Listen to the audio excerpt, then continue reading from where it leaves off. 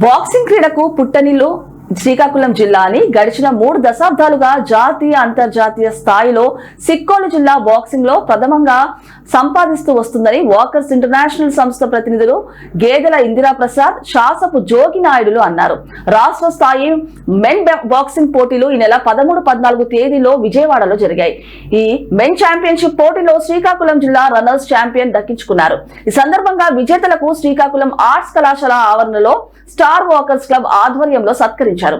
వీటితో పాటు కోచ్లు ఎం ఉమామహేశ్వరరావు, రాజీవ్లను వాకర్స్ ప్రతినిధులు గేదెల ఇందిరా ప్రసాద్, శాసపు జోగి నాయుడు, మెట్ల ధనుంజయ, బట్ల గోలి ఉమామహేశ్వరరావు, గేదెల లక్ష్మి, నాగేశ్వరరావు, ఈశ్వర్రావులు శాలువాలతో సత్కరించారు.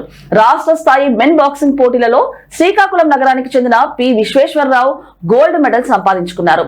P Prasad silver, G Gnaneswararao silver, K Harish Kumar silver, S Yesu silver, B Manoj Kumar bronze medal ను దక్కించుకున్నారు.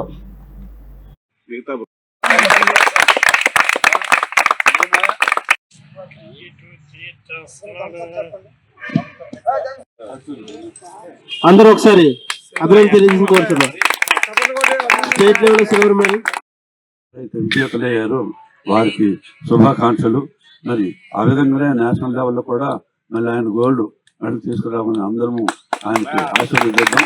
మరి నెక్స్ట్ ఇటువంటి బాక్సింగ్ అనేది శ్రీకాకుళంలో బాగా డెవలప్ అయింది.